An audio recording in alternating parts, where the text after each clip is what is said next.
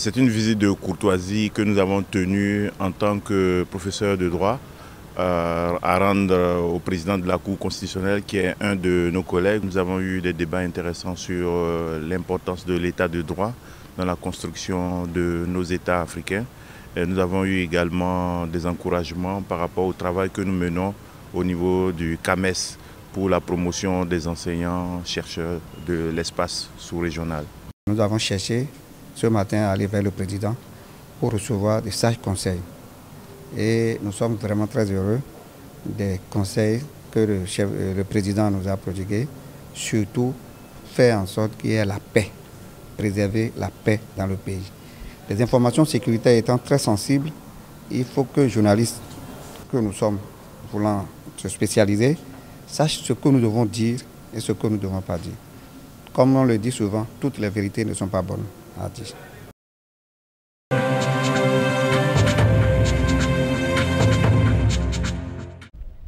Au bout de cette mission d'évaluation du Niger à Cotonou, une question stratégique. Le Bénin pourra-t-il aussi bénéficier des retombées du pétrole nigérien? Si oui, alors bientôt coulerait le pétrole nigérien vers le monde entier par un pipeline qui sera installé entre les gisements pétrolifères du Niger et le port de Cotonou. D'importantes retombées économiques se profilent pour le Bénin, d'où l'implication des autorités au sommet de l'État. C'est des revenus additionnels en plus pour les deux États sur le plan fiscal, mais c'est également des avantages pour nos compatriotes qui vont travailler. Il va y avoir beaucoup d'emplois, non seulement au moment de la construction, mais également au moment de la gestion de ce projet-là qui va drainer une bonne partie de la production pétrolière du Niger vers un de nos ports ici. Seulement, deux autres prétendants veulent bien abriter le pipeline, le Tchad et le Nigeria.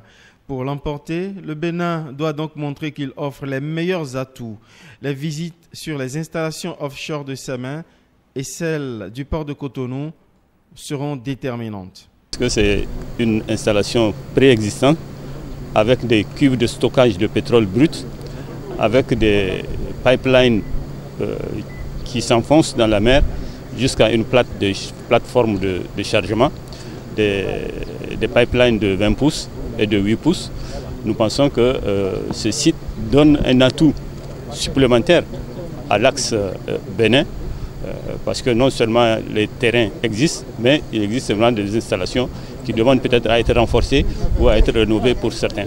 Donc c'est un atout véritable pour le projet Bénin. Ça drainera plus de monde qui auront besoin d'un certain nombre de services et d'infrastructures. Vous voyez l'importance de ce projet et raison pour laquelle on est là aujourd'hui pour continuer à montrer au ministre que ce choix Bénin pour le Niger est le bon choix. En tout cas, moi j'en suis convaincu, c'est le choix idéal. Reste, après cette mission nigérienne, la décision finale de son gouvernement. 2 points peuvent surclasser le Bénin, son atout sécurité et la préférence exprimée depuis 2012 par le constructeur chinois du pipeline.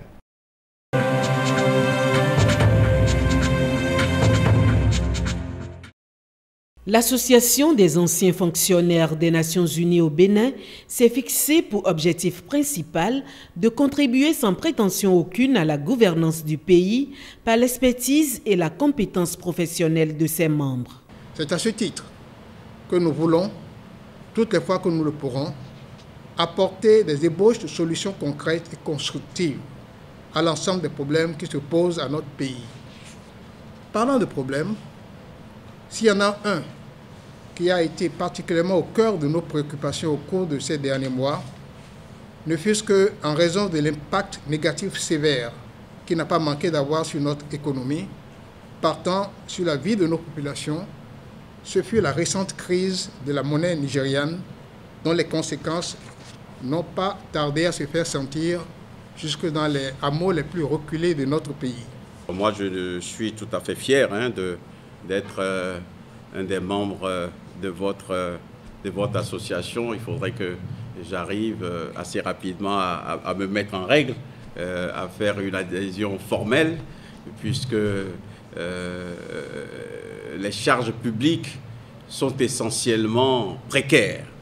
mais ce qui reste, c'est ce qui caractérise une carrière, c'est ce que nous avons fait pendant des années. L'idéal des Nations Unies que nous partageons tous parce que nous avons servi cette belle organisation. Cet idéal-là marque nos vies et marquera toujours nos vies. Les enjeux et défis du Nigeria et du Bénin dans une situation de proximité obligée seront donc présentés par le professeur Johnny Gay au cours de cette conférence débat.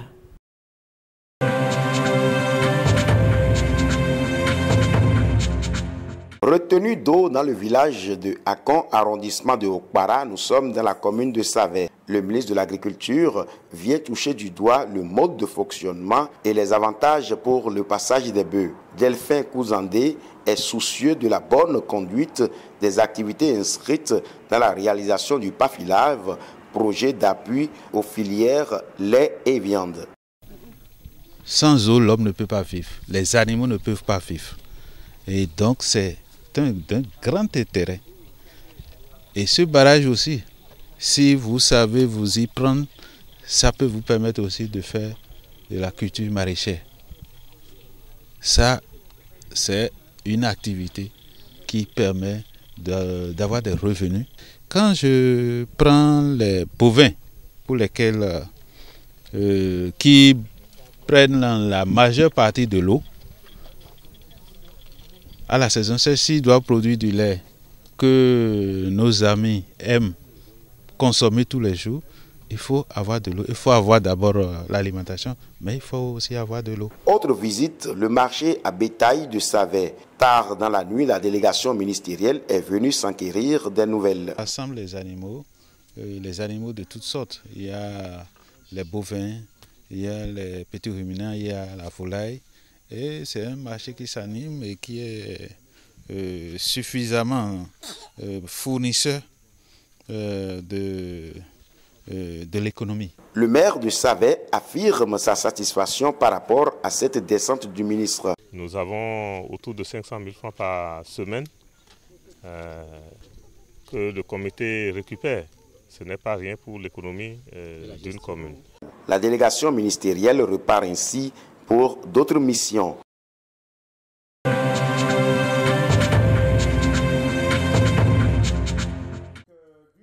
Le panneau du chantier dévoilé, les premières roches livrées. La deuxième phase du projet de protection de la côte à l'est de Cotonou est ainsi lancée. Durée des travaux, 20 mois.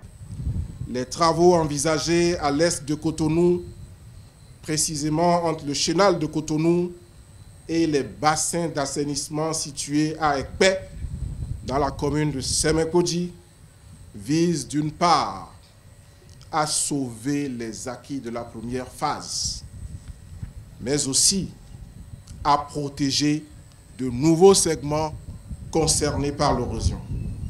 Cet ensemble de travaux donne lieu, dans cette seconde phase, à des travaux complémentaires qui sont les suivants.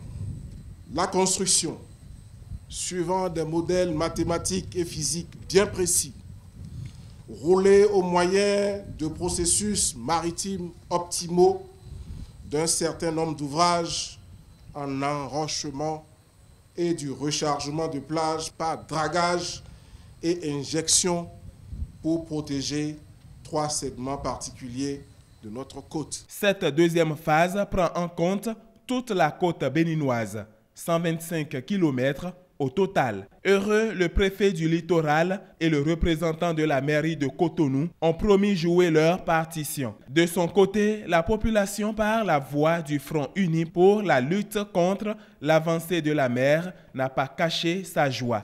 Le projet va jusqu'à la Côte. Et nous sommes heureux que l'actuelle conception du gouvernement ait repris notre conception. Nous félicitons le gouvernement pour sa perspicacité. Mais quelles peuvent être les retombées de ce projet pour le Bénin? Alors, quelle sera la conséquence?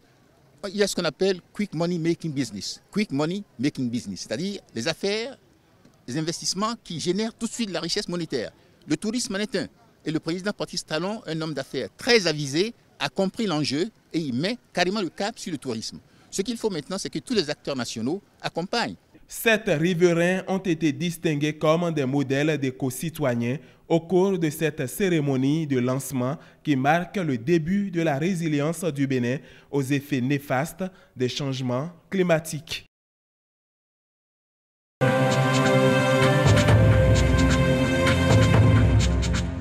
La gestion des infrastructures routières au Bénin pose problème. Leur entretien surtout serait abandonné au profit des constructions tous azimuts de routes qui auraient parfois plus d'impact politique qu'économique. Je prends la parole avec beaucoup de peine parce que dans les années 2005, 2004-2005, le Bénin était cité en exemple dans l'entretien routier, dans la maintenance de son réseau, et nous étions toutes fiers d'être quand même leader dans notre sous-région. Je me demande comment nous avons fait pour que une décennie après, nous soyons aujourd'hui à la traîne. Cet atelier longtemps prévu veut apporter des solutions. C'est bien ce que précise le ministre des Infrastructures et des Transports, représenté par son directeur de cabinet. Il a pour objectif de réaliser un diagnostic de la structure actuelle du fonds routier en vue de proposer des réformes adaptées au contexte actuel de notre pays et d'analyser l'organisation et le fonctionnement actuel du système d'entretien routier ainsi que des directions départementales et des infrastructures de transport. À l'issue de ces travaux, des recommandations devront être faites à l'endroit de mon département pour 1. La mise en place d'un mécanisme performant de financement de l'entretien routier. 2. Des orientations pour un audit organisationnel du fonds routier. 3. Le renforcement des performances des directions départementales et une amélioration de la gestion de l'entretien routier.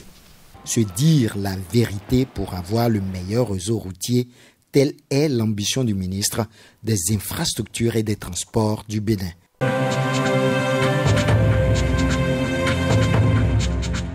Pas de développement économique sans sensibilité écologique. Voilà le mot d'ordre qui sous-tend cette opération de reboisement par la Sobebra. Le site choisi est la forêt classée de Pao. Une journée de reboisement qui marque un double événement, l'accompagnement de la Direction générale des eaux, forêts et chasses et la célébration des 25 ans de la Sobebra. Cette année, nous allons reboiser 10 hectares à Pao ici, 10 hectares à Bopa. L'année prochaine, on pourra faire pour le site de Paraco. Le message que nous souhaitons passer au travers de cette opération est un message de sensibilisation et un message de mobilisation de l'ensemble des acteurs économiques, industriels, mais aussi des populations au respect de l'environnement et à la nécessité urgente de travailler ensemble pour pouvoir mettre en place des opérations de lutte contre le réchauffement climatique. Un accompagnement très bien salué. Pour une société qui produit de la boisson, qui s'investit dans l'environnement, eh bien, elle mérite d'être remerciée. C'est une société VIP.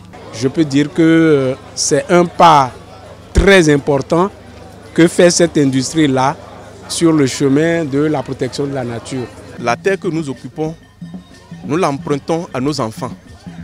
Et si nous l'empruntons à nos enfants, nous devons tout faire pour garantir les conditions nécessaires afin de le retourner en bon état à nos enfants. Au total, près de 1500 plants ont été mis en terre. La Sobebra met ainsi son empreinte écologique au service du verdissement du Bénin.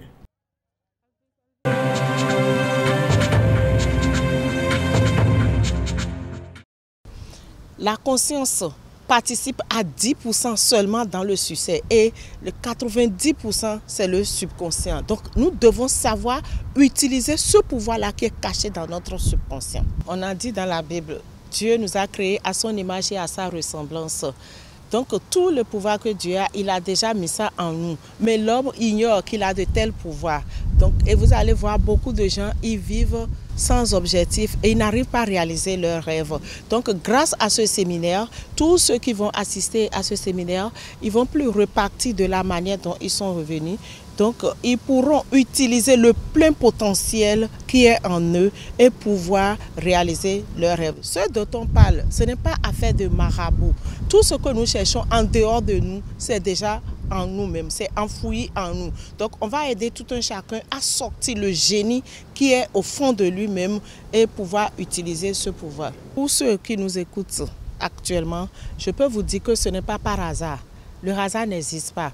Et Dieu a entendu vos prières pour vous dire que mon fils, ma fille, trop c'est trop, ça va. Il faut maintenant que tu te lèves quand tu nous écoutes et que tu appelles déjà ce numéro, le 97 05 27 71 95 38 84 63. Ça va se passer au Codiam et tout le monde connaît le Codiam. Oui, c'est dans les secteurs du CNHU et c'est à 16h.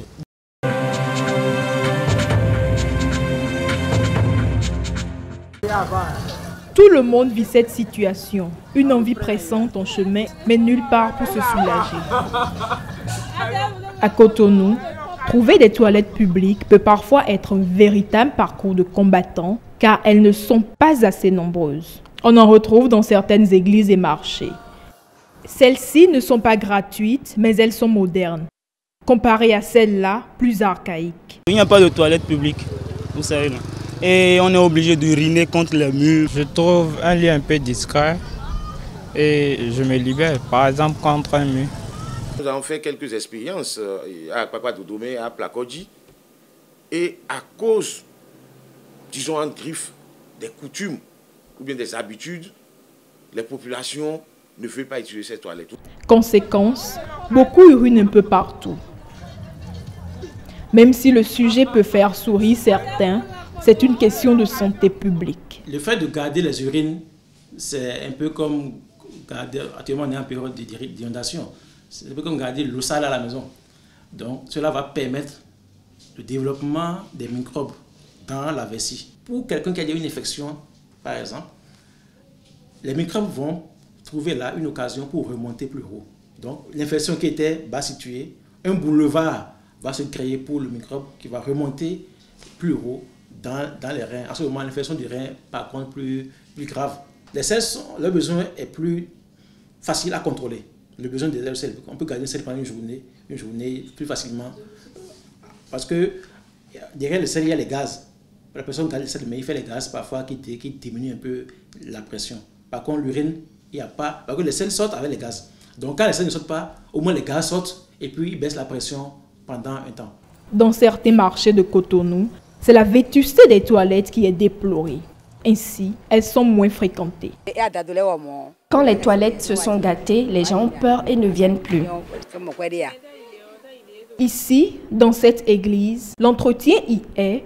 Le WC c'est à 50 francs, l'urine 25 francs et la douche 75 francs. On a plus la population du dehors que les gens qui viennent à la messe. À la direction des services techniques de la mairie, un projet de construction de toilettes publiques est en cours.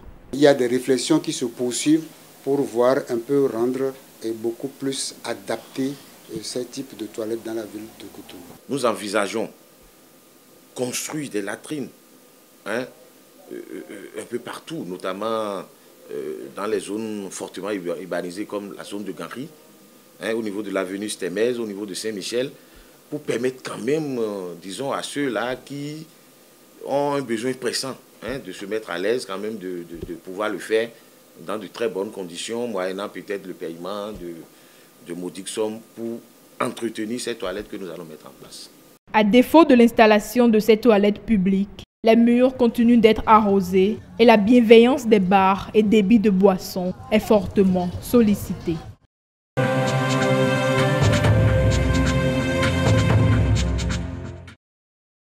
Conformément aux textes qui régissent la décentralisation, les élus de la commune de Tchaourou entament leur première tournée de réédition de comptes pour l'année 2017. La délégation sillonne les 7 arrondissements de la plus vaste commune du Bénin. Cette séance-là permettra certainement aux populations de notre arrondissement de comprendre l'effort que le conseil communal fait au quotidien pour elles. Cela aussi permettra aux populations de comprendre leur niveau d'engagement par rapport aux problèmes qui sont les leurs. Nous allons vous parler de l'état civil parce que je sais que vous êtes là maintenant, vous avez beaucoup d'enfants qui n'ont pas pu aller au CEP cette année, faute d'acte de naissance. Je sais que aussi dans vos localités, il y a manque d'eau potable. On va parler de notre budget, le budget de l'année 2017. Qu'est-ce qu'on a prévu pour vous dans le plan annuel d'investissement? La situation de tous les secteurs de développement est passée au peigne fin. Les attentes, les exigences et les propositions des partis sont relayées en langue locale et en français. Au plan communal, nous avons prévu 50 forages et Sanson va en bénéficier 5 pour un montant global de 36 millions. Tout ce qui a été prévu ici, vous avez entendu, on a dit qu'on a besoin de 900 et quelques millions pour la commune et dans Sanson, il y aura 85 millions. Pour cela, il faut que l'argent rentre. Le passage de la délégation est très approuvé par les populations. S'ils vont prendre les données de la base pour aller s'en servir là, je suis certain que les attentes des populations seront satisfaites. Je suis très contente d'avoir participé à cette réunion parce que j'ai pu dire ce qui me tient au cœur par rapport à mon village. Après l'étape de Sanson, cap est mis sur les autres arrondissements pour le même exercice et ce pendant 3 jours.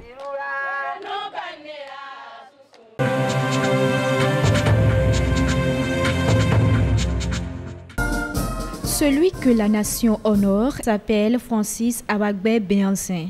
Il est général de police à la retraite et a un parcours exceptionnel. Après de brillantes études couronnées par une maîtrise en sciences juridiques et politiques à l'université d'Abomey-Calavi en 1981, il intègre le rang de la police nationale du Bénin en 1982 en qualité d'élève commissaire de police.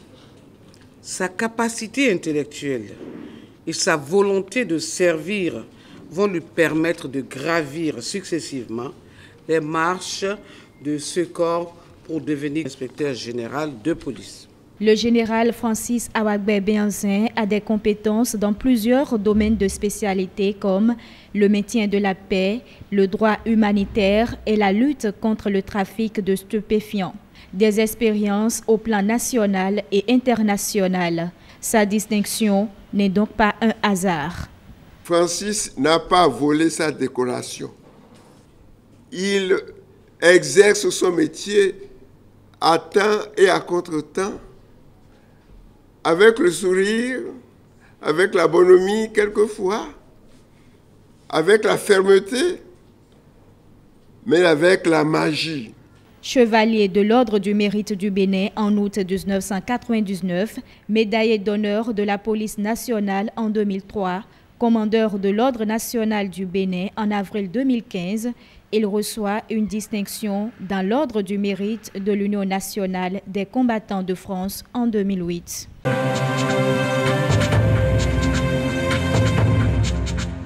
Après 4 ans de mission diplomatique entre le Bénin et le Japon, Rufin Zomanhou voit ses efforts récompensés. L'ancien ambassadeur a reçu les honneurs de l'État japonais en guise de reconnaissance pour les bons et loyaux services rendus. Professionnalisme et votre dévouement au travail. Je tiens à vous féliciter chaleureusement pour cette haute distinction. Selon le récipiendaire, le séjour au pays du soleil levant n'a pas été vain. Je remercie le docteur Yaïboni, ancien chef d'État, qui a eu l'intelligence de me convaincre au point de me nommer ambassadeur du Bénin pour le Japon. Ce qui m'a permis de déplacer le Bénin, qui était le 41e pays parmi les 54 pays d'Afrique, au premier rang à recevoir l'aide publique de développement du Japon en direction de l'Afrique. Nous avons joué un rôle important, par exemple, dans la désignation de Tokyo comme pays devant abriter les Jeux olympiques de 2020. Le parcours et les réalisations de l'homme forcent l'admiration. Il faut dire que M. Zomanhou, la première fois que je l'ai aperçu, c'était dans les années 90. où il est allé inaugurer un module de 3 classes dans un village. Pour moi, c'était la première fois que j'ai vu un citoyen béninois mettre la main dans sa propre poche pour construire une infrastructure du genre. Président de la Fondation IFE, Rufin Zomanhou œuvre également dans le domaine du social. La construction des écoles, des infrastructures d'assainissement et la promotion de la langue japonaise au Bénin sont des réalisations à mettre à son actif.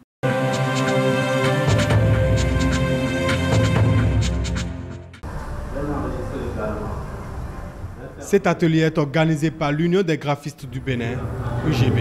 L'objectif, professionnaliser le métier. Nous devons passer en mode professionnalisme. Je pèse bien les mots. Nous devons passer en mode professionnalisme. Vous voyez? Cet atelier ne sera pas un atelier de plus, mais un atelier au cours duquel nous partagerons le savoir-faire et l'expertise des uns entre les autres. Les participants apprécient la tenue de cette rencontre. En tant que graphiste professionnel, cet atelier, moi, je trouve ça de capital parce que ça nous apprend un peu plus par rapport à la formation de base que nous avions reçue. Ensemble, on est toujours plus fort et seul on ne peut pas tout connaître. L'atelier nous permet d'avoir encore de nouvelles connaissances, d'acquérir de nouvelles initiatives dans le métier. Il y a certaines choses que je ne connais pas encore. Je ne suis même pas arrivé là. Je suis en train de voir maintenant qu'avec ça, je ferai encore beaucoup d'efforts. Les responsables de l'Union des graphistes du Bénin envoient un message aux dirigeants. Nous ne saurions terminer nos propos sans dire à nos dirigeants qu'ils ont aussi au Bénin des gens bien outillés pour satisfaire tous leurs besoins en création graphique et qu'ils n'ont plus besoin de faire appel à des compétences externes, comme c'était le cas plus récemment lors des campagnes électorales passées. L'atelier graphique fait partie de plusieurs activités prévues par l'Union des graphistes du Bénin pour l'année 2017.